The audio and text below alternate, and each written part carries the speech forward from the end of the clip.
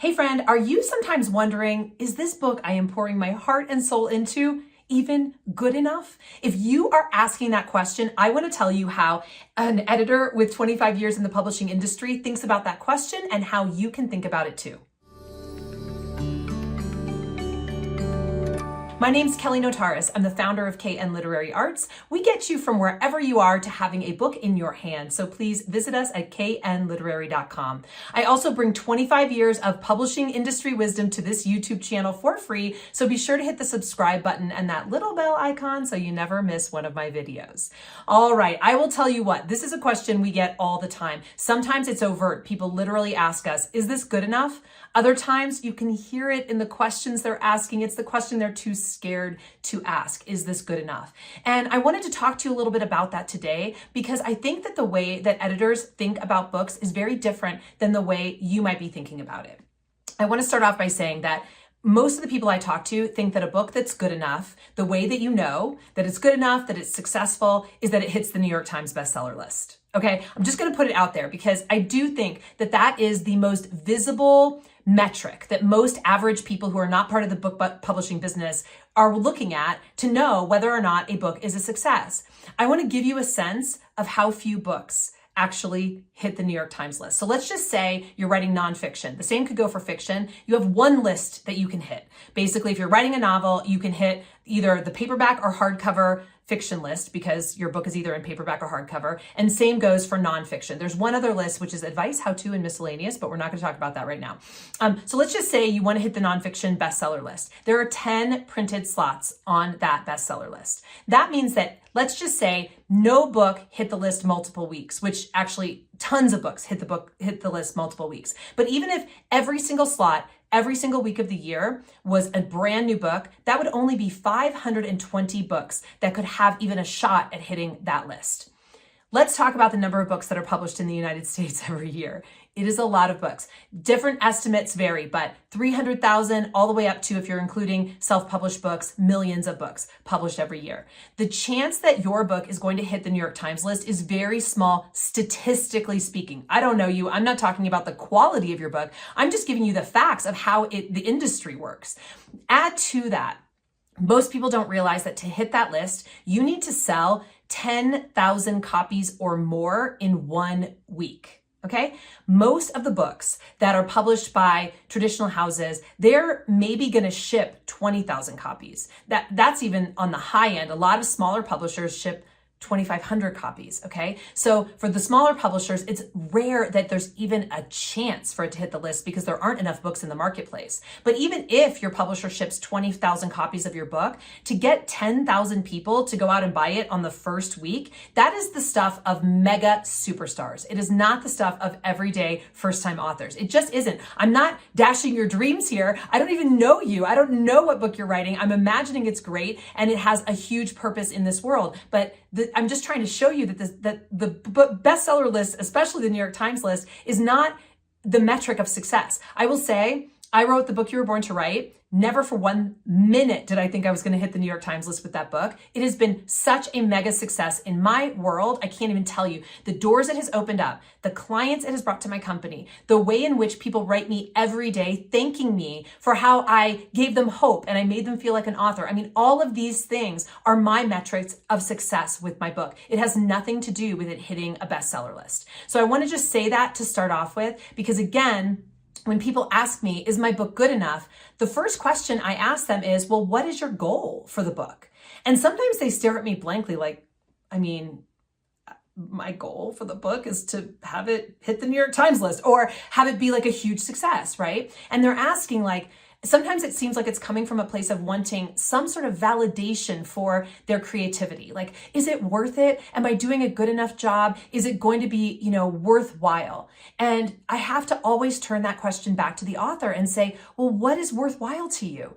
Everybody is so different. Do you have a business like I did that you want people to learn about and you want people to get a chance to feel your expertise so they know they can really trust you and your company? Well, then putting your book out and having 10,000 people read it, if you have 10,000 new clients, that is a success, okay? If you even have 1,000 new clients in that first year or two, probably a huge success for you, but nowhere near the metrics that would be needed to hit the New York Times list, right? And if you're self-publishing and you are doing print on demand, which is what I recommend for everybody, rather than having a printer print a bunch of books and send them to you and you have to put them in your garage, we have this miraculous ability to print one copy at a time. So if you're self-publishing through any of the major self-publishers, they all will be publishing it print on demand. That means there aren't even books in the marketplace. It's not like people can stumble across them walking into their local bookseller. They have to know that you exist. They have to know to go looking for it, and they order it, and then a copy gets printed for them. So in that way, it's very unlikely that you, especially as a first-time author, are going to be able to hit that huge, like astronomical level of hitting the New York Times list. I want to tell you a couple other things about the New York Times list. Number one is that how the metrics get decided is all really a mystery. They choose the books that go on those lists behind closed doors. There are books that are published every week that are selling more copies than the books that are on that list. We don't know why. We don't know what the metrics are they're using to decide who gets to go on the list, what kind of books they're preferring over other books. It's just all happening behind closed doors. That is a big frustration for a lot of publishers, okay?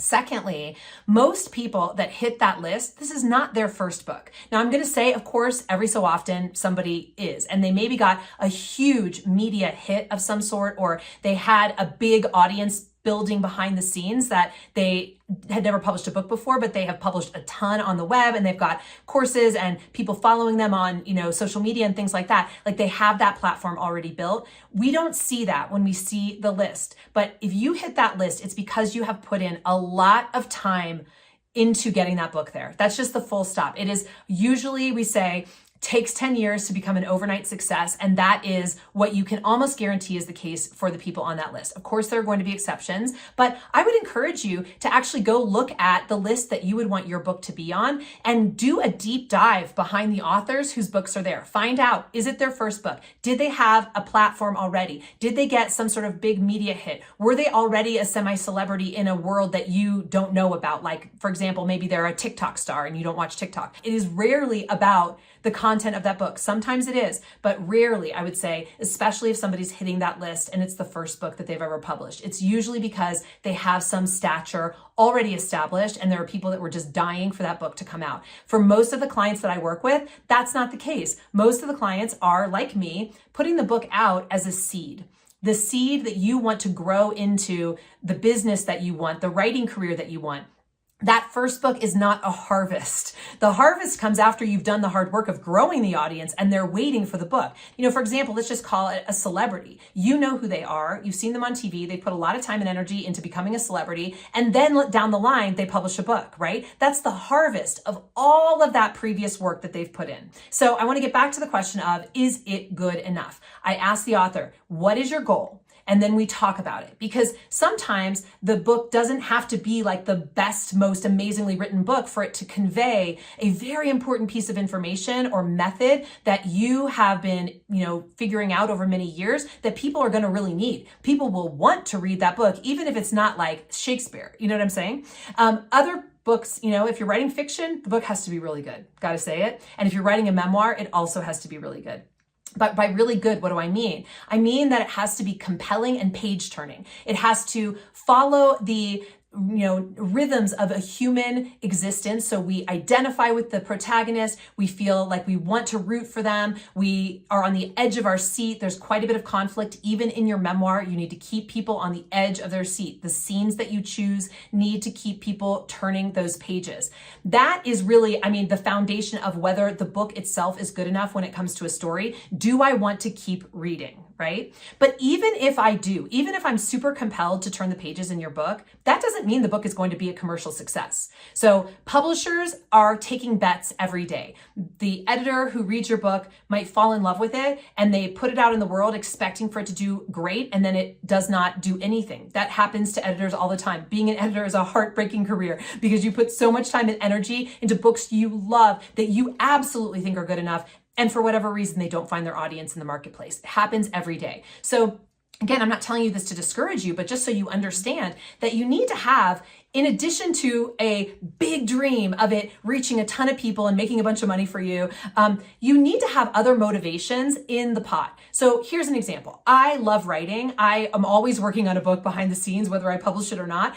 I do it not because I want validation or even a sense of significance in the world. I do it because I love writing. It is such a joy for me. It is my art. It brings me closer to myself. It makes me understand who I am better. I love writing, and so I write. Right? So I'm hoping that if you are writing a book, you also either love writing or you have a really, really good reason in your own world. For example, you feel like your story is something that you want your kids to be able to read. I mean, I always say this. How much would I love having a memoir from my grandparents? Like, I would die for that. It would be so amazing. I would love to pass that on to future generations. It would be so meaningful. There's nothing that should stand in the way of you writing that book. Whether it's good enough to be published by a traditional publisher, who cares? It's really about you getting that message and that life story down to the people in your family.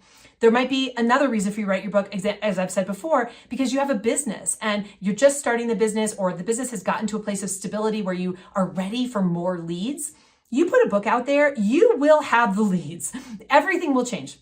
I'm actually part of this really cool mastermind with 20 women who are building their businesses. And I went around and asked each one of them who'd published a book, what did it do for your business? And everyone was like, oh my gosh, everything changed after I published my book. I'm going to have interviews from them coming on this YouTube channel. So watch this space for that. But everyone said the same thing. I had no idea this amazing magical thing happened that I couldn't have believed would happen. It got into the hands of this person. Next thing you know, I've got all these people coming to my company, etc. Having a book will change your business in a really positive and powerful way.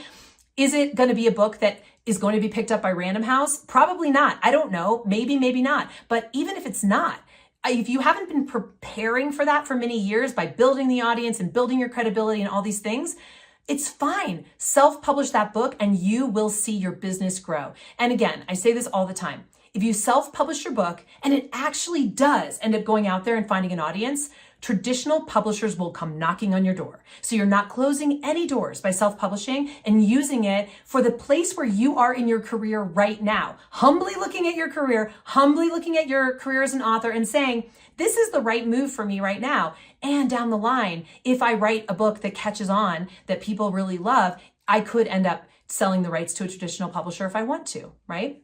So again, that's one of the other things I think people are asking when they're asking about whether the book is good enough. Is it going to hit the New York Times list? Is it going to be a book that a traditional publisher is going to want to pick up? The fact of the matter is there are tens of thousands and more books every year that do not get picked up by traditional publishers, but actually go on to serve their author in a major way, some other way. Whether, again, as I said, it's leaving a legacy for their family, it's getting their story onto the page and out of their body so they can move on, it's building their business. There are many, many reasons, or even it's just the enjoyment of writing it, which is my number one reason. There are many, many reasons to write a book. So when you go to an editor, if the question you're asking is it good enough? You need to finish that sentence. There's no period at the end of is it good enough, or even a question mark. It's is it good enough to blank? Is it good enough to show my expertise in a way I can be proud of so people will want to come back to my business? Great question. Is it good enough to have my family members down the line understand more about who I was and what my life was like? Great question. Is it good enough to transmit to people that I can give it to, my clients, my friends, my colleagues, what my healing journey was like so they can make use of it in their life? Great question. But if you want to ask, is it good enough to hit the New York Times list? Is it good enough to get picked up by a traditional house? Go ahead and ask that straightforwardly and be ready for the answer. Because as I said before, it is a tiny fraction of books that even get picked up by traditional publishers and a much more minute fraction of those that hit the list. So that is the cream of the crop. Usually we're talking about authors who write for a living already. They are excellent writers. Their writing is a central part of their lives and has been since they started their career. They already potentially have other books out there. They are writing every day. They're writing as a creative outlet. They're writing on social media. They're writing on their blogs. These are just some of the ways in which an editor can tell, is this person actually a writer in their deepest heart? The only thing that will tell us whether you're a writer is whether or not you are writing. So I'm going to leave you with that. This is your call to make writing a part of your daily life. If you want your book to do something in the world for you, something like build your business or have a legacy for your family, or even potentially make you a bunch of money by hitting the New York Times list, you need to be writing. So please leave in the comments below whether or not you are writing and also what you want this book to do for you. We respond to all the comments that come here. We want to know. It's good for us to know as a company that is supporting you in that journey. What is it that you're hoping this book will do for you? And how do you relate to the question of, is it good enough? We want to hear from you. All right, my friends, get that pencil ready. I want you to sit down and write every day this week if you can, because that is how you will claim your rightful role as a writer. We want that for you.